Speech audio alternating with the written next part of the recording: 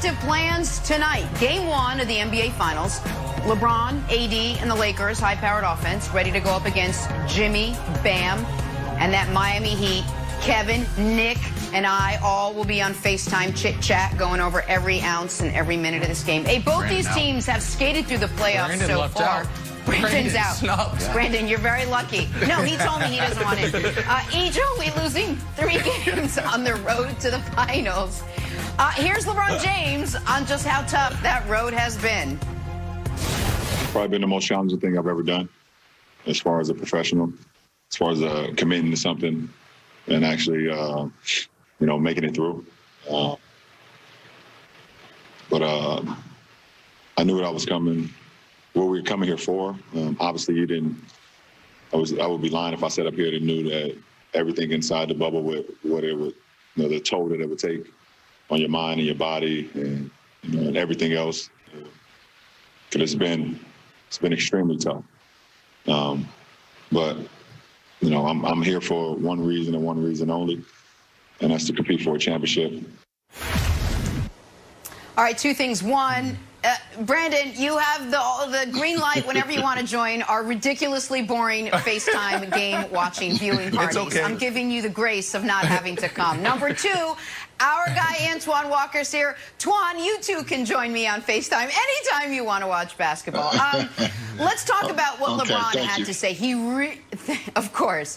LeBron seems really focused. He seems just really sort of dialed into this series and getting ready for the finals to start tonight. What did you make of what he had to say, Antoine? It seemed like it.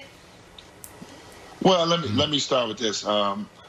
First of all, this is the perfect scenario for LeBron to be able to go into a bubble situation and have to focus strictly on basketball. A guy in year 17, a guy that wants to obviously win another title, if not multiple titles in L.A. You couldn't ask for a better scenario for him.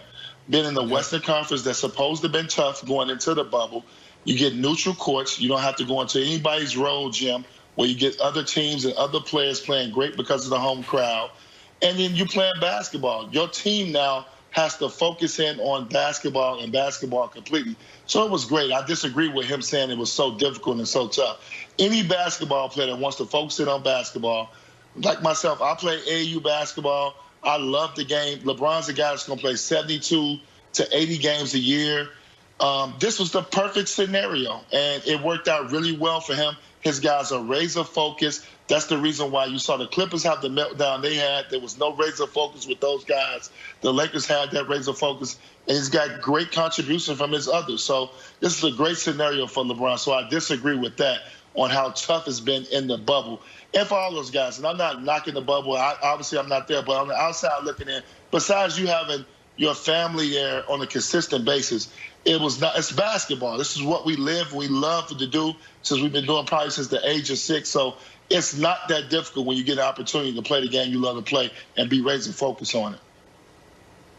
So let me respond to that, because there's the basketball angle and there's the non-basketball angle. On the basketball angle, you're saying, you bring up the point they don't have to have any road games, but the teams that were hurt the most by neutral courts were the teams that earned the #1 overall seed. They lost that advantage of home games, Game 1 and Game 7 of every series being in their gym. Additionally, and I lost my earpiece, so nobody interrupt me real quick, then I'll fix it. Let me finish the point real quick. Additionally, the other part of this is the Lakers were the only team in the bubble, the only contender that had a significant contributor or starter just opt out. So they had to deal with that.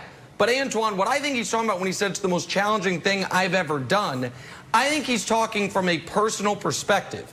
His kids are not there. This is the longest in LeBron James' entire life he's been away from his children. And before, I believe his wife ended up coming, it was the longest he had ever been away from her.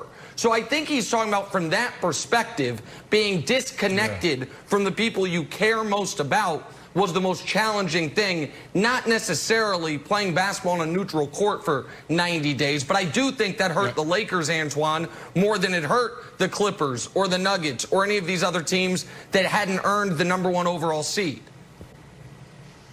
Nick, I'm not going to, I don't want to make it but you got, I'm just saying this quick. Nick, I have to make it an argument. But Nick, let me be honest with you.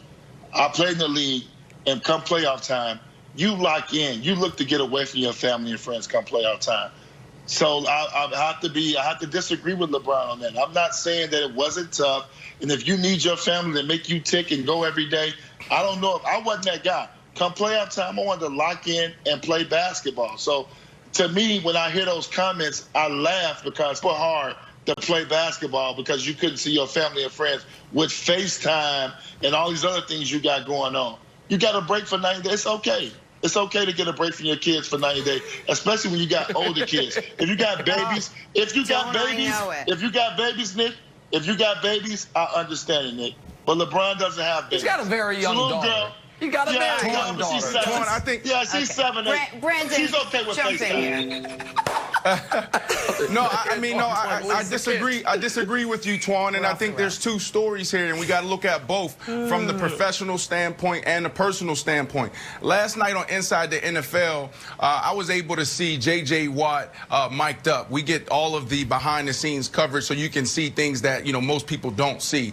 And J.J. Watt was sitting on the sideline in Pittsburgh during the game. And there was this moment where he's talking to a teammate. He's like, man, this is just awkward. Look how quiet it is. And in that moment, I was like, wow, the NFL and the NBA is doing a tremendous job of making us, outside looking in, believe that it's normal. Like it's hard for us as players right now to actually put ourselves in their shoes because they're dealing with something that we've never dealt with before. Playing the game with no fans, that's awkward. Being away from your family for months, that's difficult. And I think LeBron is talking about both. And what's interesting is when I first, got this opportunity to be on this show, I start calling around some of my NBA buddies. And I asked them, I say, hey, guys, tell me about the bubble. And tell me about LeBron. And tell me about all these other storylines that we'll probably be talking about. And one guy said something really interesting. He said, I think this is going to be a struggle for LeBron because LeBron, he's not a front runner, but he plays into the crowd. Like he's better when the crowd is around him, walking out and seeing everybody cheer for him and wearing his jersey. So I think this is interesting, and I believe LeBron that it is probably one of the most difficult things he's ever done. Wild. Okay. So I'll say something silly and then something serious. The silly thing is this. If I was in the bubble, I'd be like, get me out of here. If I got to turn on my TV and watch NFL playing and baseball playing and college football playing, and I'm here eating my Mickey Mouse waffles again, I'd be like, guys, let's get 4 and be done. I'm ready to go back. I worked NBA finals and conference finals for 2 or 3 years with the company in Bristol, as the bosses like to have me say it. And after a while, I talked to someone like, hey, who do you got in Game 6? I'm like, I don't care. I want it to be over. I'm cooked. I am done. I'm ready to go home. So I agree with LeBron that this is super challenging. That was the silly part. Here's the serious part, Nick. I thought this was very telling of LeBron. And I think he's always talked about we've made it kind of a joke about how he's gotten off of social media and he's needed to focus in. The fact there's so many things on his plate in the real world that the idea that he has to perform at his highest level ever without any personal support of his family to just blow off steam and being a leader of the entire league in a pandemic and being really his stature as a figure in the fight for social justice and social change and political change has gotten even higher in the bubble. And I think that everything that he's saying here is like, I do all of that. That is a full-time job. And by the way, I have to go out and give you 30 and 10. So I thought it was a very revealing moment. And if he does come out of this bubble with the championship, I would think it will be I think it will be the most impressive thing that he's ever done. Listen, and I'll be very quick here, but the Lakers were the team most adversely affected by no home court because they had the #1 seed. They were the team most adversely affected by the opt-outs because they're the only contender who had a starter opt-out. They were the team whose superstar, when the league was potentially going to leave the bubble, their superstar has to be on the phone with the commissioner figuring out how to make sure everything stays together. Yep. They're the team whose superstar is the one who's also trying to get disenfranchised voters their rights back in Florida, meanwhile doing all these different issues in the real world. Like, that is, of course, there's more on his plate than anyone else's plate.